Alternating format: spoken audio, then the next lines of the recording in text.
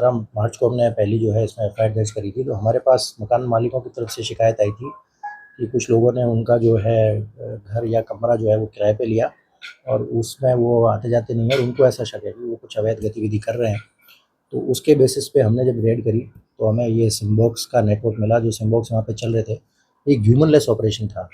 मतलब उनमें जब हम कमरों में गए तब हमें कोई व्यक्ति नहीं मिला और जो वहाँ की दशा मिली वो इस तरह से थी कि जो ये इलीगल डिवाइसेज जिनको हम सिम्बॉक्स कह रहे हैं, ये सिम्बॉक्स वहाँ रखे हुए थे। वो बैटरी और इन्वर्टर के माध्यम से भी कनेक्टेड थे कि अगर कोई लाइट वगैरह या बिजली चली जाए तब भी उसका पावर बैकअप रहे। वहाँ पे एक सीसीटीवी कैमरा भी इंस्टॉल्ड थे, वहाँ पे वाईफाई स्विचेस भी इंस्टॉल्ड थे। तो ये हमने काफ़ी चीज़ें वहाँ से बरामद की और हम भी बड़े सरप्राइज़ थे इस चीज़ से कि जो सिम्बॉक्स का ऑपरेशन है, वो बिल्कुल मानव रहित ऑपरेशन चलाया जा रहा है। और लेकिन इसको पकड़ने के बाद में जो हमारे इंटेलिजेंस जो हमने जनरेट की, उसके बाद हम लगातार ये सिम्बॉक्स और पकड़ते गए और हमने अभी तक कुल गुड़गाँव में 15 सिम्बॉक्स हमने रिकवर कर लिए हैं, बरामद कर लिए हैं। और 15 सिम्बॉक्स के अलावा हमने वाईफाई कैमराज़ 7 वाईफाई कैमरा जिनमें ह्यूमन डिटेक्शन का फीचर भी अवेलेबल था, 7 वाईफाई राउटर्स हमने वहाँ से बरामद किए, 7 इन्वर्टर, 30 बैटरी, 29 वाईफाई स्विचेज़ जो है वो रिमोटली ऑपरेट किए जा सकते हैं। तो इनका भी जो व्यक्ति रिमोटली इनको ऑपरेट कर रहा था उसका फ़ायदा उसे मिला होगा। और 28 ईथरनेट वायर बरामद किए, 504 सिम कार्ड मिली है जो कि प्रथम दृष्टया फर्जी है। एक रेलवे टिकट हमें मिला है और एक कार्टून बॉक्स मिला है जिस पे कुछ चाइनीज़ में लिखा हुआ था। तो ये सारी बरामदगी जो हम 17 तारीख से जो हमने ऑपरेशन शुरू किया है और आज करीब-करीब इसको 13-14 दिन हो गए हैं। तो उसमें हमने इतनी जो है हमें सफलता मिली है और इससे ख़ास करके सिम्बॉक्स का जो हमने एनालिसिस किया तो इसका जो उपयोग है वो इस काम के लिए हो रखा था कि जो इंटरनेशनल कॉल्स हैं, जो बाहर बैठे व्यक्ति हैं, उनको अगर सामान्य व्यक्ति को कोई फ़ोन करना होगा तो यहाँ का जो गेटवे है उसके थ्रू आना होगा और वो अगर उसमें फ्रॉड करेंगे तो वो गेटवे पे ही ब्लॉक हो जाएगा। लेकिन उसको बायपास करने के लिए उनका जो ये डिवाइस है, उनका जो इल्लीगल सेटअप है, वो उनको मदद कर रहा था और इसके थ्रू वो बाहर से बैठे वीओआईपी कॉल जिनको हम कहते हैं, वॉइस ओवर इंटरनेट प्रोटोकॉल। तो ये एक इंटरनेट कॉल होती है जो ऐप से ऐप के बाद एक ऐप से उसी ऐप पे की जाती है। इसमें जैसे आपने देखा होगा व्हाट्सएप कॉलिंग है या हम इंस्टाग्राम से कॉलिंग करते हैं या टेलीग्राम से कोई कॉलिंग होती है, तो उसको वीओआईपी कॉल कहते हैं। तो इस तरह की वीओआईपी कॉल को हमारी जो रूटीन की जो कॉल होती है, जो हमें ऑन डेली बेसिस हम अपने फ़ोन से दूसरे फ़ोन पे कॉल करते हैं, उसमें कन्वर्जन भी होता था। तो इस सिम बॉक्स से उनको 2 एडवांटेज मिलते थे। एक तो वो इंटरनेशनल कॉल को गेटवे को बायपास करके इंडिया में लैंड अप करवाते थे और उसके बाद उसको रूटीन की कॉल में भी कन्वर्ट करते थे, जिससे कि जिसको वो कॉल कर रहे हैं, उसका भरोसा वो जीत पाते थे। तो ये सिम बॉक्स का जो हमने भांडाफोड़ किया है, इससे हमें साइबर क्राइम के 2 वर्टिकल्स होते हैं। एक होता है फाइनेंशियल वर्टिकल, दूसरा होता है उसका टेलीकॉम वर्टिकल, जिसमें वो फर्जी सिम कार्ड का उपयोग करते हैं। तो ये टेलीकॉम वर्टिकल पे हमने बहुत बड़ा अटैक किया है और आने वाले टाइम में हम देखेंगे कि इसका हमें बहुत फ़ायदा मिलेगा और इस तरह की जो कॉल जो लोगों को आती है, सिटीज़न्स को आती है, उसमें काफ़ी कमी देखने को मिलेगी। सर अक्रॉस द बॉर्डर कोई बैठा हुआ है वो इसको ऑपरेट कर रहा था? बिल्कुल, ये ट्रांसनेशनल जो है क्राइम है। इसके हमें प्रथम दृष्टया बड़े मजबूत सबूत हमें मिल चुके हैं और हमने जो गिरफ्तारियाँ इसमें करी है, अभी तक हमने इसमें 5 गिरफ्तारियाँ करी है। 5 लोगों को हमने इसमें गिरफ्तार किया है। तो उनसे जो हमें मटेरियल मिला है, उनके फ़ोन के एग्ज़ामिनेशन से, उनके पास से जो हमें एविडेंसेस मिले हैं, उससे ये बात कन्फर्म होती है कि ये एक ट्रांसनेशनल क्राइम है और बाहर से बैठे हुए लोग जो हैं इसको अंजाम दे रहे हैं। उनको भी हमने जो है उनकी भी हमें आइडेंटिटी ढूँढनी है और उनको भी हम जल्द ही पकड़ने में कामयाब होंगे, ऐसी मेरी उम्मीद है। जिन लोगों को गिरफ्तार किया है सर उनका काम क्या था? वो क्या करते थे यहाँ से? क्या कॉल किया करते थे या कॉल को ट्रांसफर करते थे? क्या करते थे सर वो जिनको गिरफ्तार किया? उनका सबका जो है अलग-अलग रोल था हमने जिनको गिरफ्तार किया है। तो हमें जैसा कि मैंने आपको बताया कि डे 1 जब हमने ये सिम बॉक्स का नेटवर्क जब हमने पकड़ा था, तो उस वक़्त हमें इसकी जानकारी नहीं थी कि ये लोग कौन ऑपरेट करते हैं और ये जो है सिस्टम कैसे चल रहा है। तो हमने जब अपनी इन्वेस्टिगेशन की, जब हमने मकान मालिकों से रिकॉर्ड लिया कि ये कि किस व्यक्ति ने इनको किराए पे लिया और वहाँ पे भी हमें काफ़ी ऐसी चीज़ें मिली, जिससे कि हमें ये पता चल पाया कि इनमें किसी व्यक्ति ने इसको भेजने का काम किया है, किसी व्यक्ति ने इनमें सिम कार्ड जो है उनको रिचार्ज कराने का काम किया है, किसी ने वहाँ इंटरनेट कनेक्शन लेने का काम किया है। तो वो हम आपको डिटेल में भी बता देंगे कि किस व्यक्ति का क्या रोल है। तो हर व्यक्ति का एक अलग-अलग रोल रहा है और वो अपने जो बाहर के बैठे हुए बॉसेस हैं, जो अभी तक हमें कन्फर्म्ड है कि वो बाहर बैठे हुए हैं, उनसे वो टच में थे और उनकी इंस्ट्रक्शंस पे वो काम कर रहे थे। सर, गुड़गाँव के किस इलाके में ये पकड़ा गया और कितने दिन से ऑपरेट हो रहा था? थे ये सिम बॉक्स? ये लगभग जो है 3 महीने से ये ऑपरेट कर रहे हैं गुड़गांव में। और हमें पहले जो सबसे पहली जो हमें मिली थी वो हमें यू ब्लॉक जो है नाथुपुर में, वहाँ से DLF का फेज़ 3 का जो यू ब्लॉक है वहाँ से हमें सबसे पहली सफलता मिली थी। उसके बाद तो हम लगातार, हमें चकरपुर से भी मिला है और अन्य कई लोकेशन से जो हमें ये मिला है। लोग गिरफ्तार काफ़ी हुए मिले वो हैं। कहाँ से, जो लोग गिरफ्तार हुए? गिरफ्तार हमने जो है काफ़ी जो है हमें इंटर स्टेट रेड्स करनी पड़ी, जिसमें हमें यूपी में भी हमने रेड की, यूपी से गिरफ्तार किया है, महाराष्ट्र में रेड करके महाराष्ट्र से भी हमने गिरफ्तार किया है, गुड़गांव से भी गिरफ्तार किया है और हमने गुजरात में रेड करके एक आरोपी को हमने गुजरात से भी गिरफ्तार किया है। सर कितने कॉल करते थे? कितने लोगों को ठगी का शिकार बना? देखो, इसमें हमारे पास हमने टोटल जो है 504 सिम कार्ड हमने बरामद किए है और हमने जो 15 सिम बॉक्स अभी तक बरामद कर लिए हैं। तो 15 सिम बॉक्स का मतलब होता है कि उसमें एक सिम बॉक्स में 32 स्लॉट्स होते हैं। जैसे हमारे एक सिंपल सा फ़ोन है उसमें 2 स्लॉट होते हैं, वैसे ही एक सिम बॉक्स में 32 स्लॉट्स होते हैं।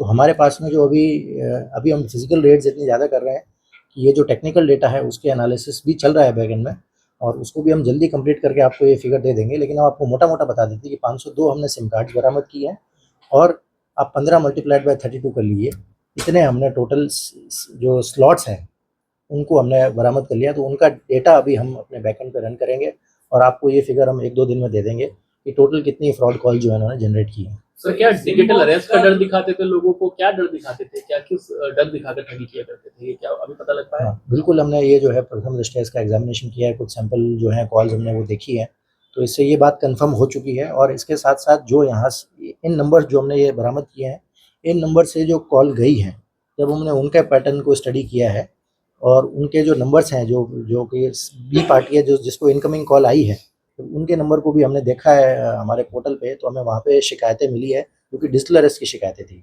तो ये बात कन्फर्म हो चुकी है कि जो सिमबॉक्स का नेटवर्क है, ये लोगों को साइबर फ्रॉड करने के लिए कॉल कर रहे थे और विशेष करके डिजिटल अरेस्ट का फ्रॉड कमिट करने के लिए कॉल कर रहे थे। लोगों से क्या अपील करना चाहेंगे सर? मैं लोगों से जो है सबसे बड़ी अपील मैं ये करना चाहूँगा कि आपके पास जब भी कोई कॉल आती है, अननोन नंबर से आपको कॉल आती है, तो आप उसको जब उठाते हैं तो उसकी बात पे भरोसा ना करें। वो आपको किसी भी प्रकार का डर दिखा सकता है, किसी भी प्रकार का लालच दिखा सकता है।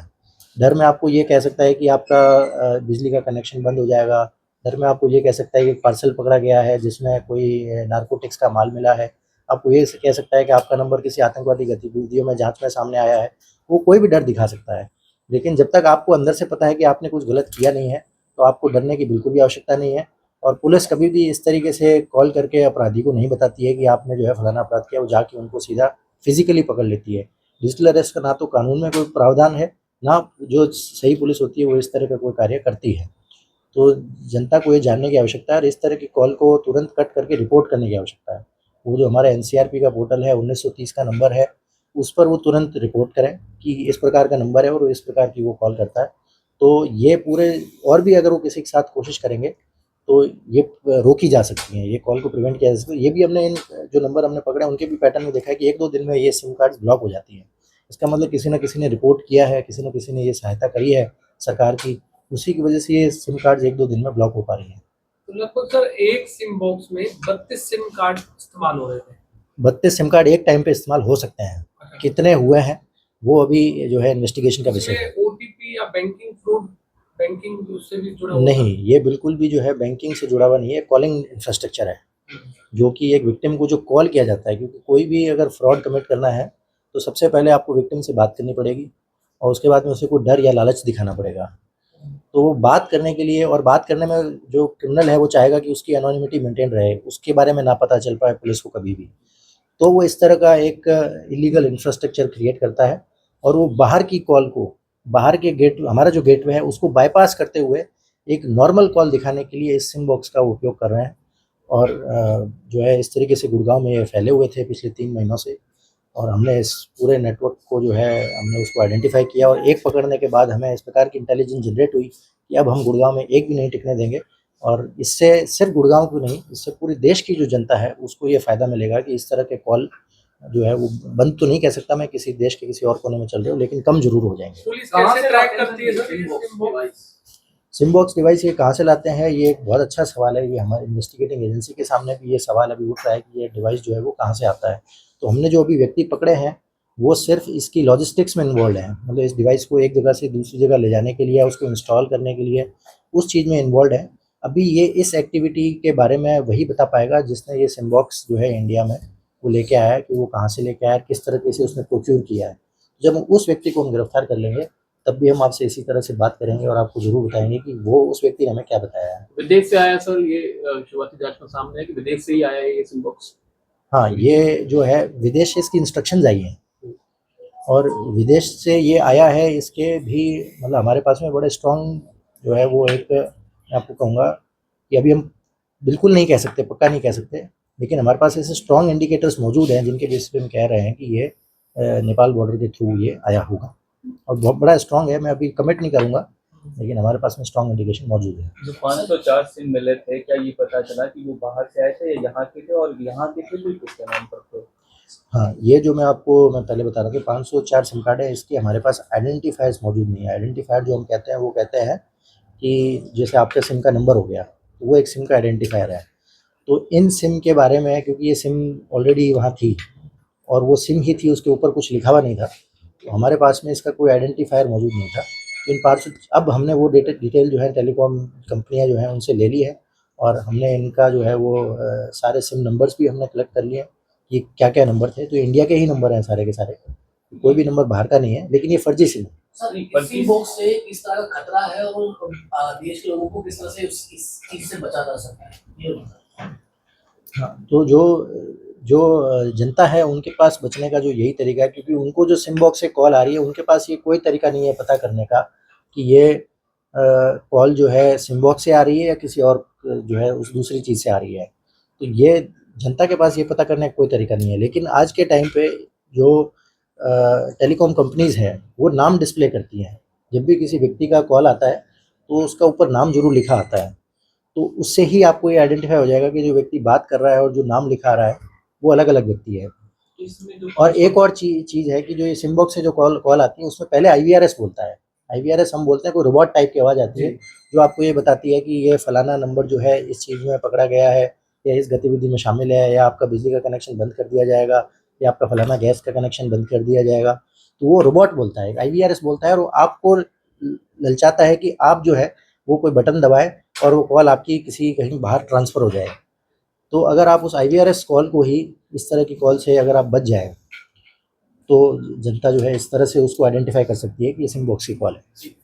इसमें मैनुअल कॉल नहीं होगा, तो ये ऑटोमेटेड कॉल था आईवीआर। जी, अब उन्होंने जो यहाँ से जो सिम बॉक्स है उसका जो कॉल है वो, जैसे मैं एक फ़ोन से दूसरे फ़ोन पे अभी नंबर डायल करके कॉल करूँगा, वो उस मोड में जा रही है। आप मेरी बात को समझ पा रहे होंगे। वो जैसे हम नॉर्मल कॉल कर रहे हैं कि मैं अपने नंबर में, अपने फ़ोन में एक नंबर कुछ लिखूँ और उसको डायल कर दूँ, तो दूसरे के फ़ोन पे जैसे जाएगा, तो जो रिसीवर है उसको वैसा लग रहा है।